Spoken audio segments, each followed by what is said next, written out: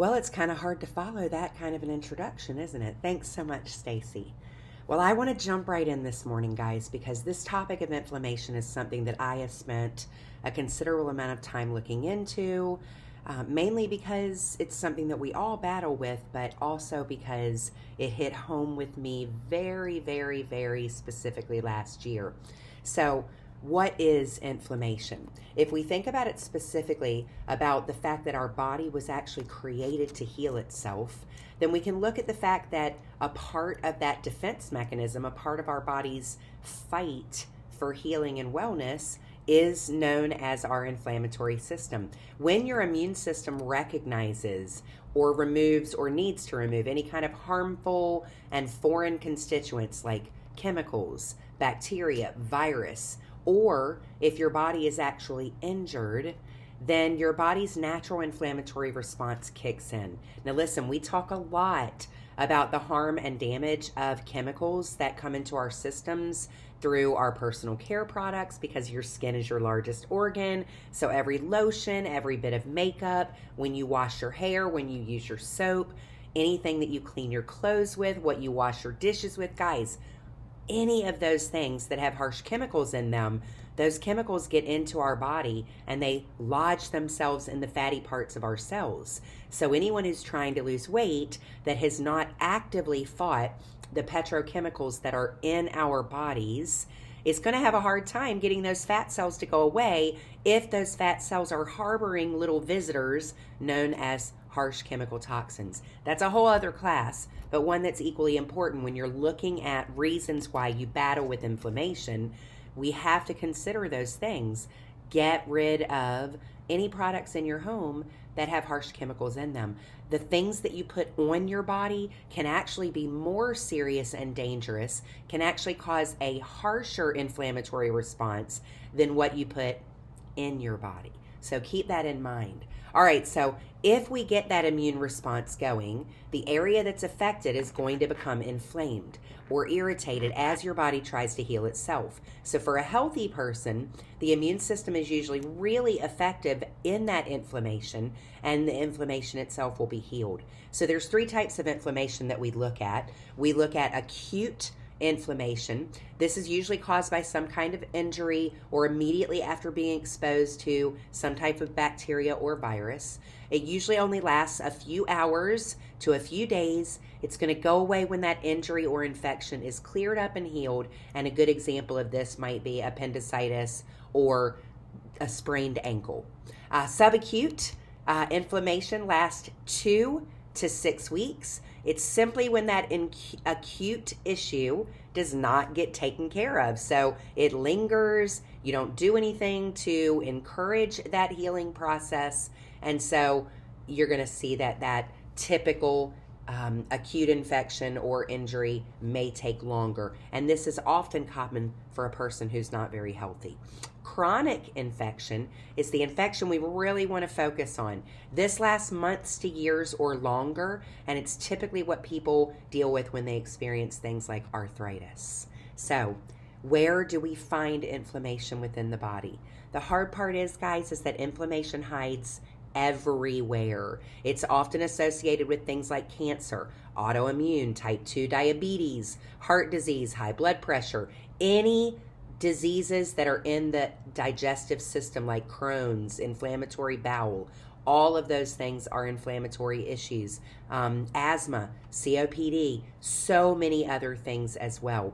You also have to note that there's a lot of emotional things that are caused by inflammation and are also signs of inflammation. So things like depression and anxiety can be brought on by chronic inflammation. And you know that to be true because anytime you've battled with those two things, or you look at people who battle with those two things, it's typically because some type of chronic pain has been lingering within the body. We also have to note that neurodegenerative diseases such as Alzheimer's and Parkinson's are very closely associated and connected with inflammation.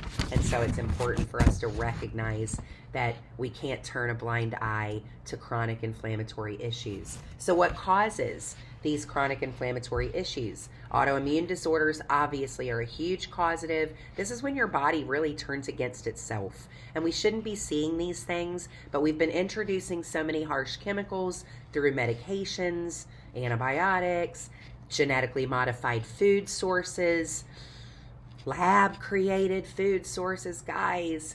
Countries that started introducing lab created meats are already banning them because they're seeing so quickly the horrific responses that our bodies are having to these foreign items that your cells have no idea even how to break down. Genetically modified wheat is the reason why people have issues with gluten, and it's said to take, through research, 6 full months of focusing on cleansing and healing to get rid of 1 serving of genetically modified wheat or gluten. So keep that in mind. You know, it's easy for us sometimes to say, oh, I'll give myself grace, or it's only one time. But when we look at the fact that 1 antibiotic can take as long as a year to be able to get rid of the effects from your body, we have to be really cautious and careful. Now, I'm not saying you never take an antibiotic. Some things warrant something that severe and that intense on the body. But when I think about the fact that I can't even count the number of antibiotics I had had in my system prior to the age of 7, I'm not surprised that I ended up with a blood disorder that was so rare. There were only 26 people in the world at the time that had it. So we have to remember that as we start to introduce these things into our bodies that our bodies are not equipped to handle, it's going to respond.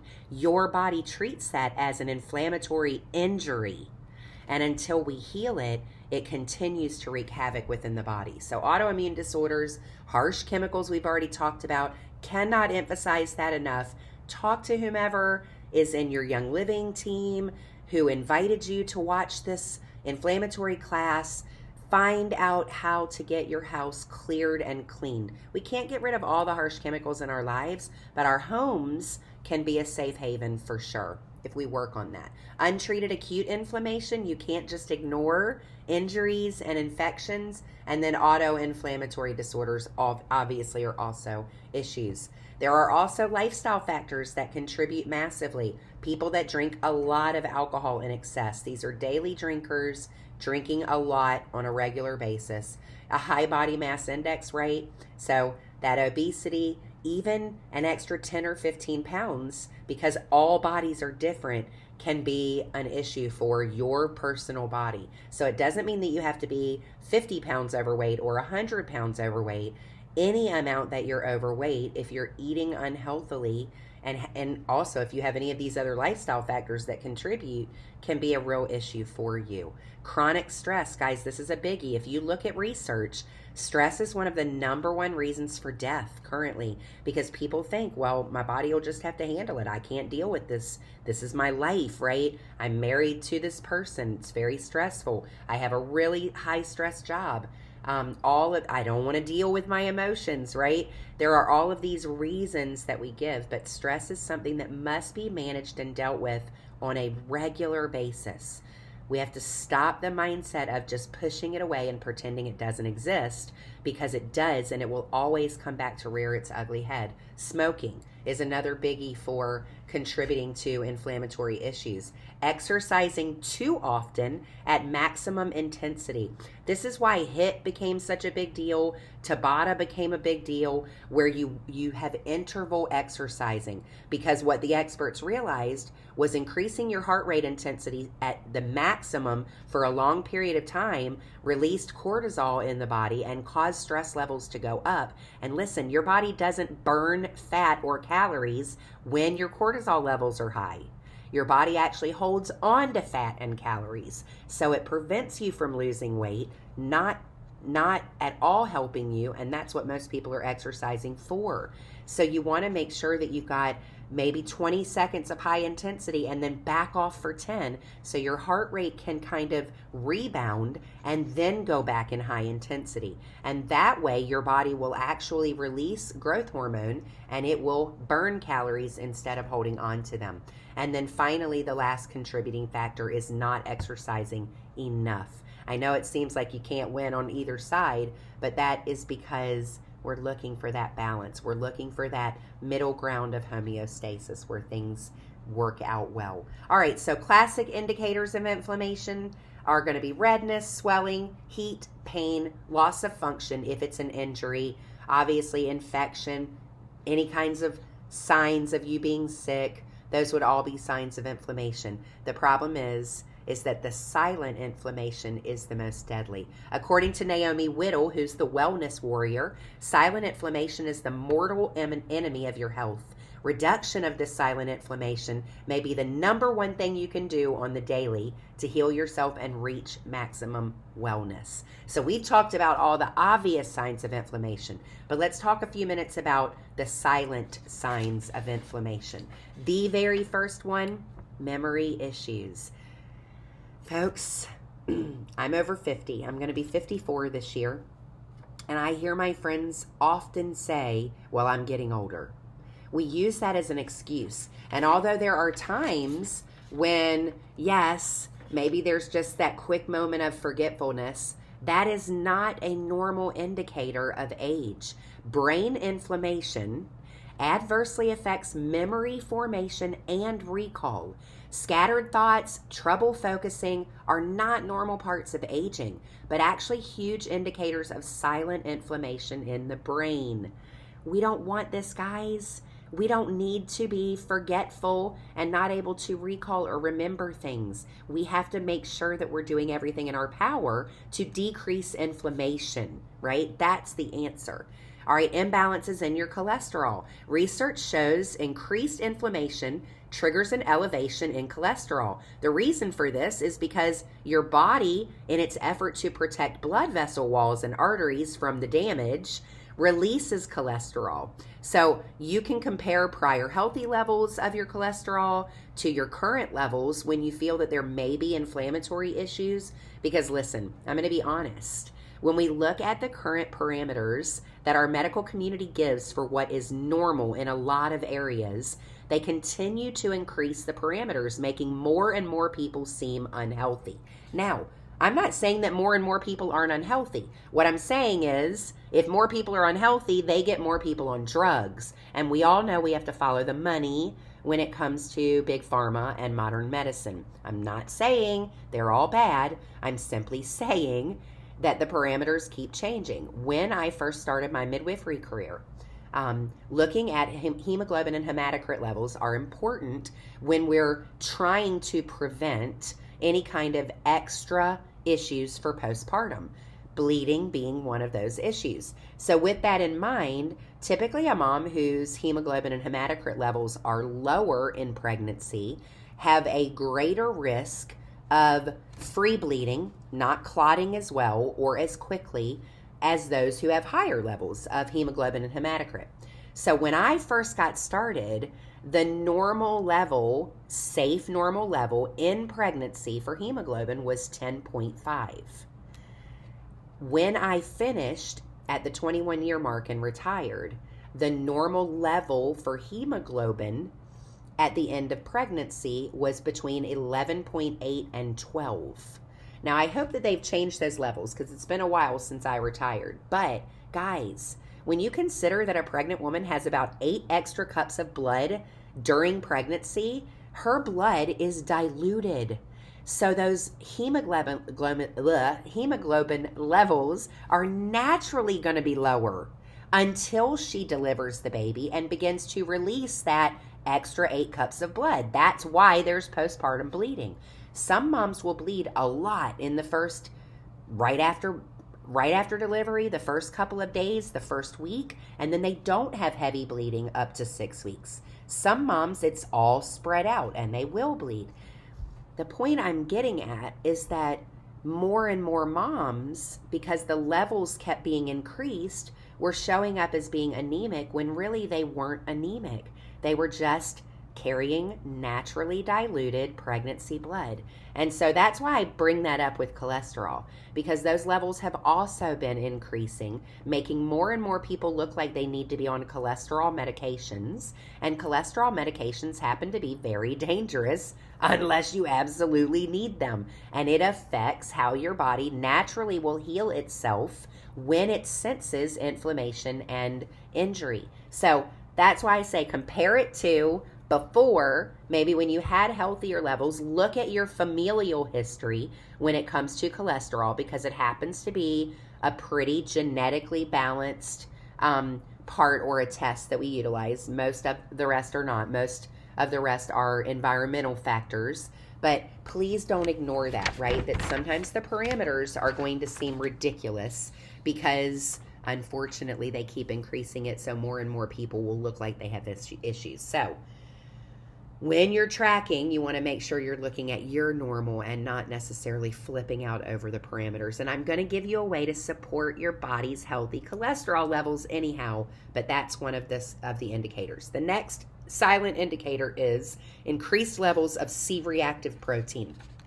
We used to use this C-reactive protein testing because it can be an indicator of infection. And so we always wanted to make sure for moms who were carriers of group B strep that their babies did not also battle with group B, because it can be very dangerous and deadly in a baby. So we would do a C-reactive protein test. Well, C-reactive protein doesn't only indicate infection, it also is a great indicator of inflammation. Happens to be one of the tests that they run immediately when they think someone has appendicitis.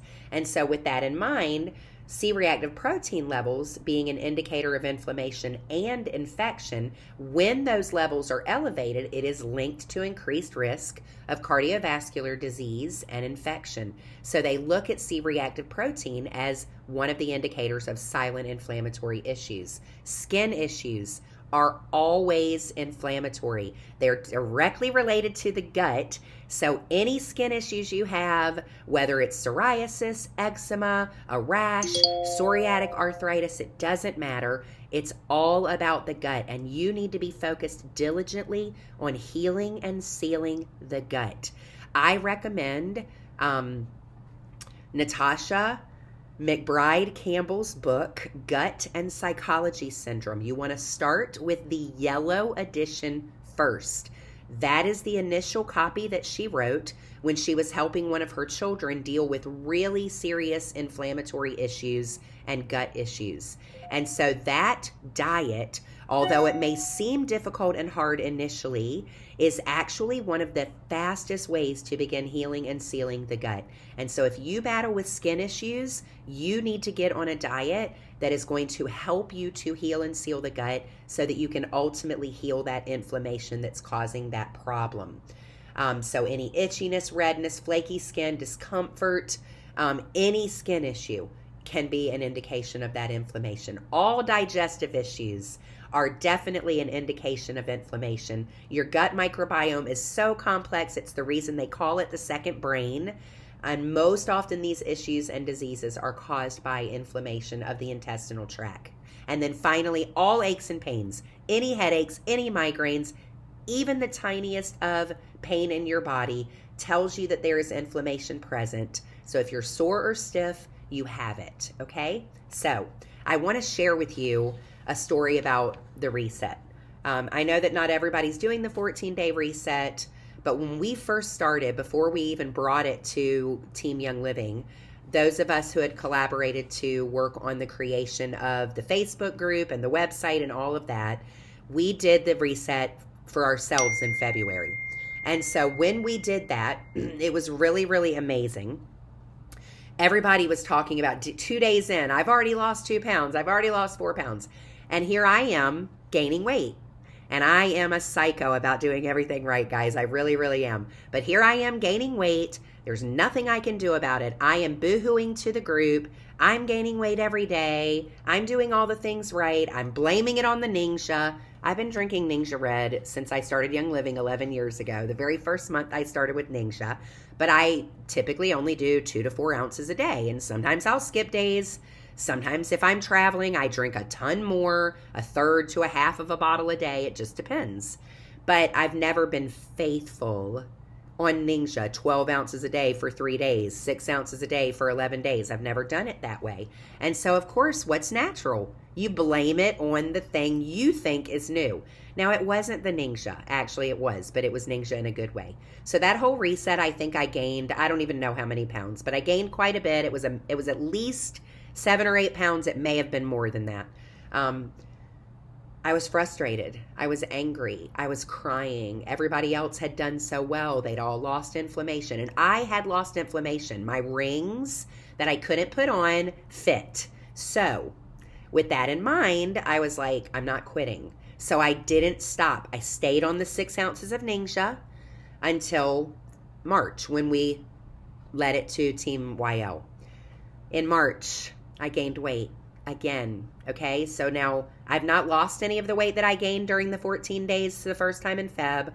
Now I've gained some more weight in March.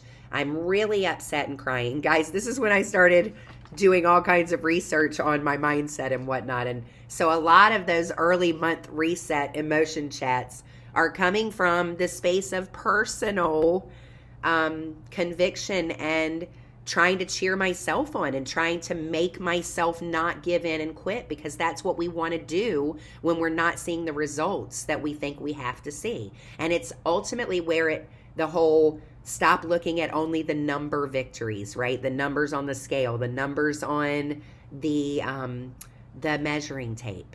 And so April, I didn't gain weight, but I didn't lose weight either, and I still had the excess weight I had put on from February and March. So at that point, I started really digging deep. I was doing a lot of emotional mindset, breathing technique work, and I really started focusing my prayer. What's going on here, God? My body knows how to obey. Are there hidden toxins that I've got to do like a petrochemical cleanse? Should I do the master cleanse and see if I can reboot my body? And I did ultimately decide to do the master cleanse. My inflammation, as far as like my swelling and stuff in my hands, was way down, but I started noticing this really intense pain in my lower left back or right side of my back. And I've had kidney issues before, so that was my first thought. I reached out to my doc and I was like, can we run some tests to see what my kidney is doing, what my liver is doing? And I wasn't getting anything back that was abnormal for either. And so I started really praying. I had a very serious issue after baby number 7. And, right, was she number 7? Yes. I actually almost died. I had group B personally. She was fine, but it got into my bloodstream, caused severe scarring in my uterus. We were told at the time that I'd never be able to conceive again, or if I did, I would just consistently have miscarriages. I had inflammation and scar tissue around my heart, the lining of my heart. There was all kinds of craziness. They never diagnosed or told me if I had scar tissue on the outside of the uterus, only on the inside of the uterus. So we did have a couple of miscarriages after that baby. But I obviously went on to have more babies because the medical community doesn't know everything they think they know. And I was working on healing my body through healthy foods and through supplements. This was unfortunately before Young Living. But with that in mind, there was a lot of scarring. So I feel like God was telling me, hey, you have scar tissue that is connecting your outer uterine wall to probably your digestive tract. Because when I had to go to the bathroom, the pain was more intense. And so with that knowledge, we started looking for natural ways to deal with this inflammatory issue, this adenomyosis, which I'm not accepting that diagnosis because I'm convinced that it's healed. But with that in mind, it was the resets and it was getting rid of the other inflammatory issues to take the spotlight off of them and put it on what was my body was just trying to hide and cover. Listen, we have all kinds of things that go on. We hear about this a lot where somebody goes in for one issue and it's what identifies a more serious issue.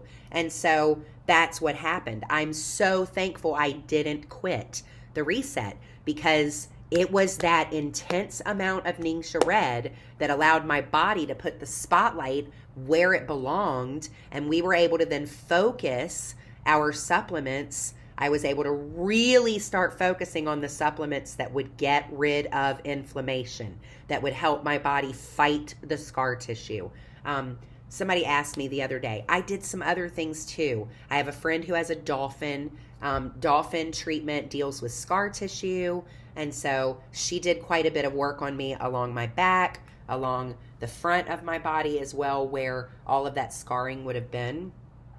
But I believe a lot of it was in part of the supplements and the oils that I was using, and the Ningxia Red, which I continued. So guys, those of you that think, how many resets do I need to do? Like, why would you even think about quitting? Your body can use a bountiful boost for 3 days every month. And then you come back to a lower dose. Between your resets, if you don't want to stay at the 6 ounce amount, do between 2 and 4 every day. But I think some of you are going to find, like me, I need that 6 ounces every day. It's critically important. So with that in mind, the reset allowed us to diagnose the issue. I'm not saying that if you start the reset and you're not losing weight, that you have some major issue going on. I'm simply saying, don't quit. Sometimes things seem to get worse before they get better. If you battle and you think the Ningxia is making things get too crazy too fast, talk to one of us, the admins, and we'll give you some suggestions on how to move into it a little more slowly. Remember that a lot of us have been doing Ningxia for almost 11 years or for a really long time. And so sometimes when you put that much nutrient dense liquid into your system, if your body's not ready for it, it may be an overwhelm. And so we can slowly work you into the process until you get to the point where you can do the reset with the 3 bolus days and then back off a little bit. I think you'll find that it's going to be a really big helper. And I'm always available if you have questions, right? All right, so what are we going to do? Now that we've got all the information and we know what we don't want in our bodies, that nasty inflammation, what are we going to do? The first thing we're going to do is we're going to maintain a healthy weight. Now, again, just like other parameters have been increased, those BMI numbers are stupid, okay? You might not be able to fit into that window based on your height, okay? So you're going to know, if you're listening to your body, what feels healthy and what doesn't feel healthy.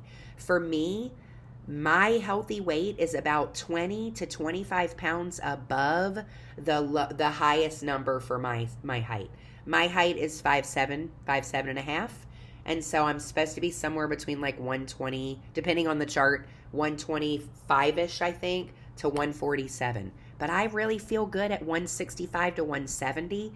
And the people that are in my life that are helping me to stay healthy feel really good about that being my number. So, and I'm not necessarily focusing just on a number, guys. You know if you feel good. You know if there's something going on, if you are really listening. And the better you eat for longer, the more water you drink for longer, the more you move for longer, the better your mindset is for longer, the more you're going to be able to read what your body is telling you, okay? So maintaining that healthy weight might not be exactly the numbers that the medical community gives you. It's what makes you feel healthy and well. You need to quit smoking if you're a smoker, okay? It's bad for you.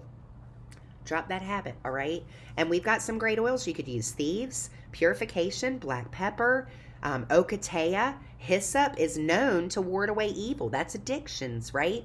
So we've got great oils that you can utilize, help to retrain your brain for what's healthy for you and what's not healthy for you, right? Did you know you can train your brain by smell? You can. When you smell a certain smell, it causes an aversion to something. So smell that cigarette smoke, put the black pepper beside it, and just tell yourself, this is so bad for me. This is horrible for me. This is killing me. This is keeping me from my family. This is keeping me from ultimate health and wellness. Smell that black pepper again. This is life-giving. This is healthy.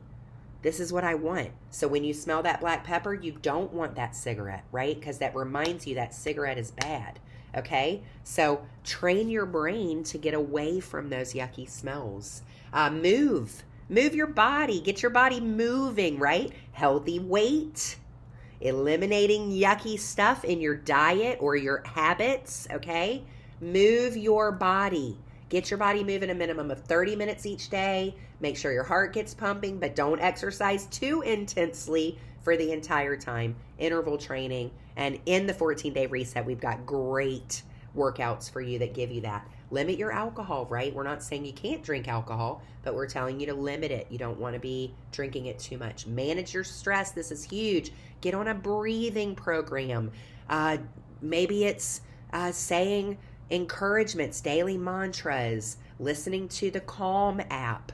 There's so many things you can do to manage your stress. Find what makes you happy. Putting your feet in the grass, taking a walk, whatever it is, turning on music and dancing. Find a way to minimize your stress. You can do it anywhere at any time. It's why I love breathing, right? Because doing that 4 square breathing, right? Take a breath in to the count of 4, hold it for a count of 4, blow it out for a count of 4, hold nothing for a count of 4. You do that 10 times while you're smelling a calming oil, and it will make all the difference in the world. This is basically the 14-day reset, people, right? If you're not in the reset, listen, it's not just about losing weight. It's about being with community that's helping you to move towards a health and wellness lifestyle 100% of the time. All right, let me tell you about an amazing supplement called turmeric. Turmeric, spelled Turmeric, is a powerhouse, and daily doses of turmeric can lower that C-reactive protein level an amazing 32%. C-reactive protein, if you remember, is the indicator of inflammation and infection. So if turmeric taken daily can lower that C-reactive protein by 32%, not one of us should be skipping out on turmeric. You should be taking turmeric in some source every single day of your life. It's also known to decrease cholesterol levels naturally. Now, what does that mean? Listen, if your body has released cholesterol for a reason to coat the arteries and vessel walls to protect them from damage due to inflammation, you don't want to shut down cholesterol production. This is what medications do. They block pathways of communication so that when your body tries to do its natural defense, these medications prevent the body from doing its natural defense. They block communication lines, or they prevent the body from releasing the cholesterol in efforts of protecting from cholesterol buildup. But if you need the cholesterol to protect the vessel walls, it's counterproductive, and your body is going to fight against that mechanism. Turmeric decreases cholesterol levels naturally. It recognizes if the body needs the extra cholesterol, and it would allow it to produce it, but it's going to prevent an overproductive body that might be acting incorrectly, which happens, we know, because of the harsh things that we do to our bodies currently. So using something natural is going to bring balance. It's going to recognize if the body needs the cholesterol, let it have it. But if it doesn't, I want to slow down the production so that the body can stay in homeostasis. So turmeric does that and decreases cardiac risk by an astonishing 47%.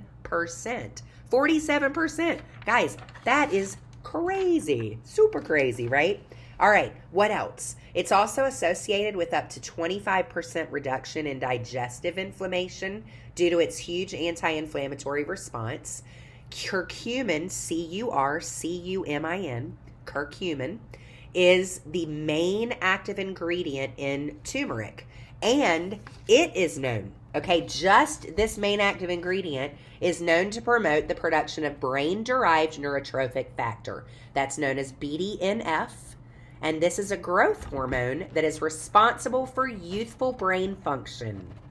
Listen, using turmeric daily actually releases that BDNF. So that amazing growth hormone is going to help you with recall and memory. All right. It also is going to improve short-term memory. It may inhibit growth of debris formation, which leads to cognitive decline, cognitive memory decline. And it has the ability to cross the blood-brain barrier, which is very important. That blood-brain barrier is there to protect your brain from harmful chemicals and additives. Turmeric and curcumin has the ability to cross that because it's healing and God made it. And it's also great for joints because it relieves pain since it's a huge anti-inflammatory. What Young Living products have turmeric in it? Guys, we've already got 4 products that naturally have turmeric in that. And I know how smart Young Living is. We're probably going to continue to see turmeric and its amazing active ingredient, curcumin, in a lot more products coming because they know the benefits of the anti-inflammatory process. Golden turmeric tea is incredible. I like to drink this hot before I go to bed. I boil some water in my tea kettle. I put my scoop of the golden turmeric in there, stir it up, let it dissolve, and then I add in 6 to 8 dropperfuls of mineral essence. Your body needs minerals to perform every action, including blinking your eyes, moving your mouth, moving your tongue, all of it. And mineral essence is not the most palatable for a lot of people, but when you add it to the turmeric tea, to me, it makes the turmeric tea not quite as sweet, which is good, and it gives an amazing cinnamon flavor. And guys, what better than to get your minerals right before you go to sleep because your body heals at rest.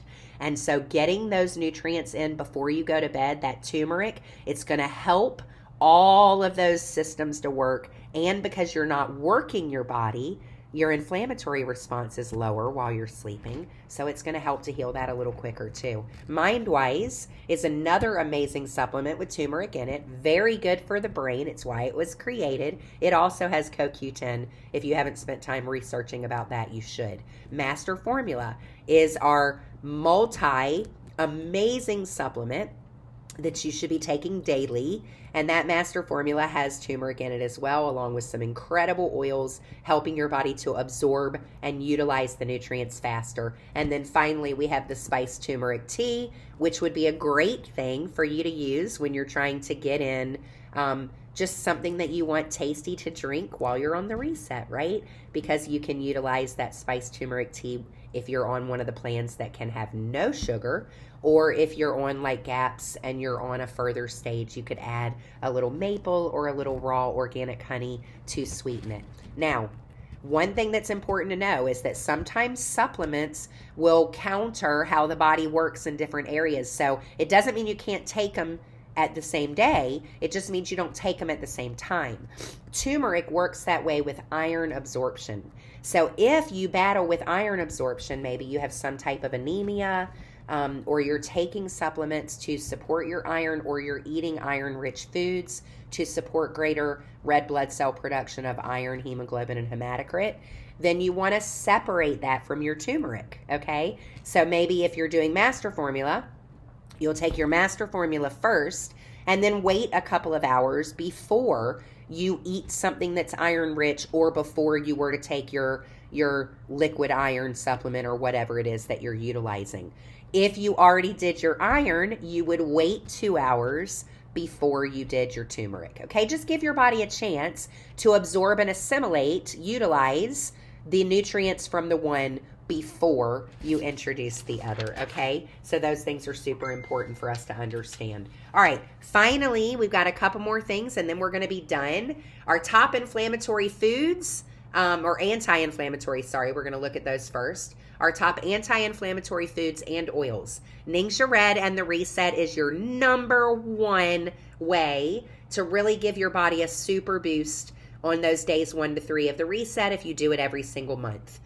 Anybody battling inflammatory issues or an inflammation is going to do well to maintain a dose of 4 to 6 ounces for the rest of the time.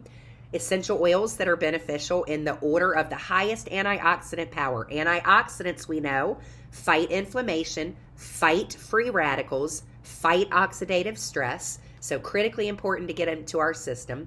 We're going to have clove, myrrh, citronella, coriander, fennel, clary sage, marjoram, and melissa. These are all super high antioxidant oils. Dr. David Stewart, who wrote The Chemistry of Essential Oils Made Simple, Healing Oils of the Bible, and created the Center for Aromatherapy Research and Education, used to take a full capsule of clove every day because he knew that he had a lot of inflammatory issues passed down from his family, heart disease and things like that. And that was one of the things that he did to live a very long life.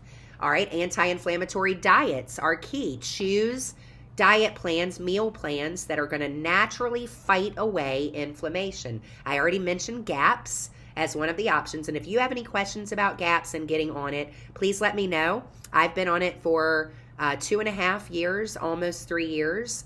And there's quite a few people that have been utilizing this diet and have also done it with their entire families. The Mediterranean diet is amazing, great in part because it recommends healthy, organic, herbicide, pesticide-free red wine with no sulfites. Listen, you're not going to buy wine from the United States, okay?